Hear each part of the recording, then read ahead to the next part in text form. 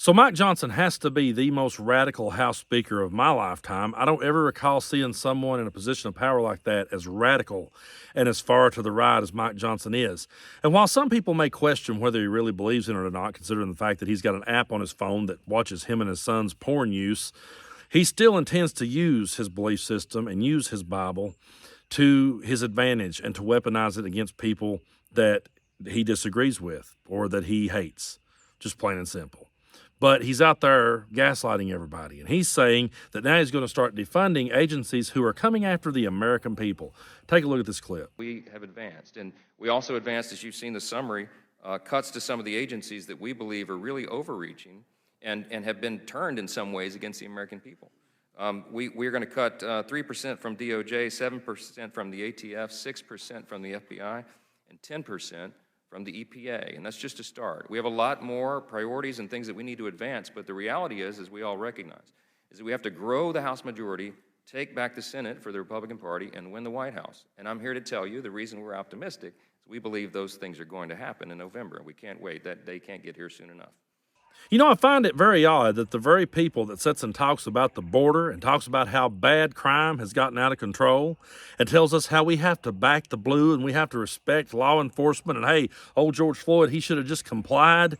Those same people are talking about defunding the DOJ, the FBI, the ATF, and the EPA, anyone that could potentially solve any problems because they say they're coming after the American people.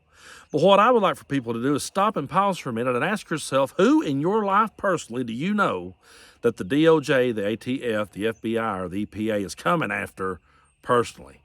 We all know who they're coming after. They're coming after Donald Trump, and that's because Donald Trump is being held accountable for the things that he's done.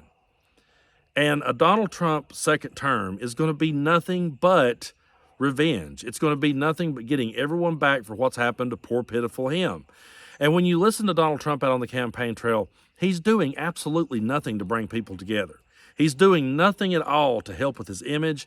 All he's doing is name-calling and pointing fingers. Take a look at this clip. By crooked Joe Biden and the people that surround him, and they are radical left, Marxists and fascists and communists and socialists.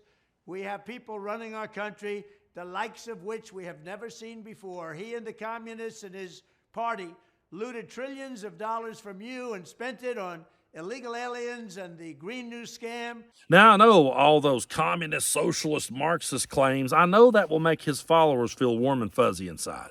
But can we be real here for just a minute? Where is Donald Trump's plan to fix anything? Where is his new ideas? Where is his fresh set of ideas that he's going to bring to the table and say, hey, guys, I know how we're going to fix this mess. I've got it. He had the presidency for 4 years. He didn't follow through on any of his promises. So what makes anyone think that he's going to now when all he's doing is calling the other side radicals and leftists and Marxists and communists till he turns blue, which is pretty hard for someone like him to do, but you get my point.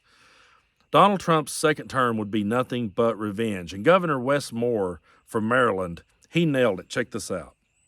I think the message is today only finalizes what the campaign has known for a very long time, is that this is a very clear choice for the people of our country, where we have a president who is leading us through very challenging times and actually delivering results, versus the other person who's the former president who's running simply for his own retribution.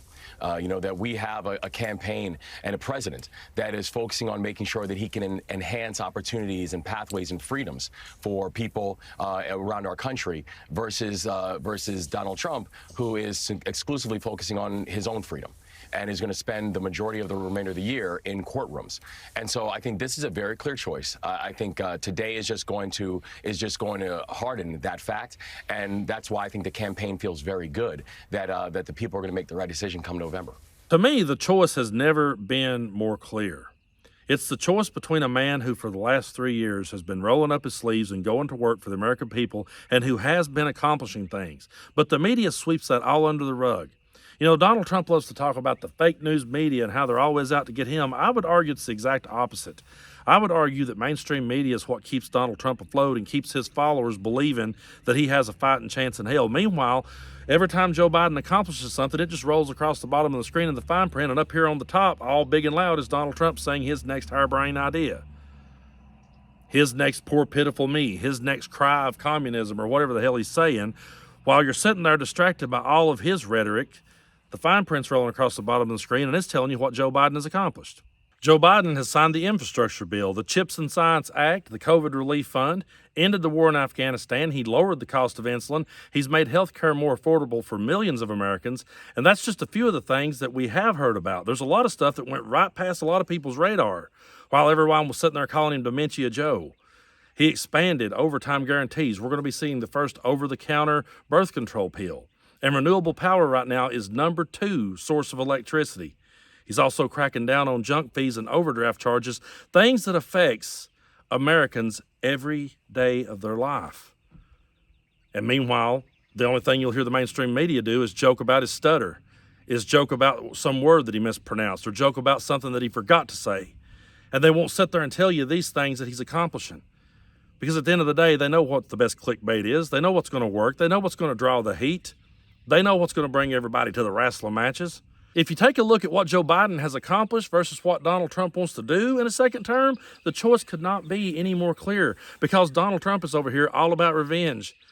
Oh, yeah, and he wants to arrest the homeless. He wants to have federal employees pass a patriotism exam, whatever the hell that is. He wants to have the DOJ subpoena local DAs and have them removed from office if he deems them unfit. He wants to give drug dealers the death penalty. He wants to pardon the January 6th insurrectionists. He wants to investigate Comcast and MSNBC and NBC and have them removed from the airwaves for treason. He wants to end all DEI programs. He wants to terminate the Constitution anytime he sees fit. He wants to be able to end birthright citizenship. This is the guy that is on the side with Mike Johnson, who wants to ban the books, who wants to strip away rights from women, strip away rights from gay and trans people, and all in the name of patriotism, and all in the name of the love for their country, and all in the name that Joe Biden is weaponizing everything against you. No, they're projecting.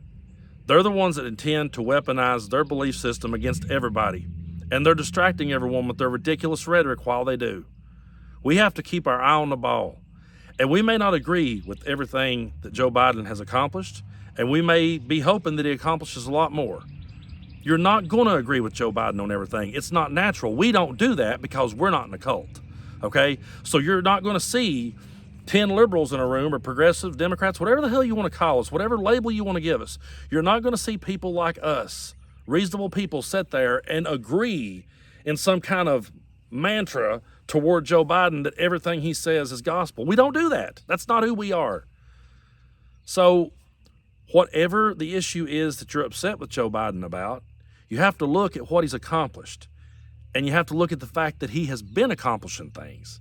He has been working for the American people while this other guy's been out here just trying to dodge accountability. People loves to say, oh man, why are they indicting Trump in the middle of his campaign? He's campaigning in the middle of these indictments, and he's doing so to dodge accountability. So you got a guy, this is what we have in November. You have Joe Biden, who took accountability and responsibility, rolled up his sleeves and went to work for the American people and has accomplished a lot, versus a guy who is doing nothing but dodging accountability and just wants to have a revenge presidency on everyone that he thinks done him wrong.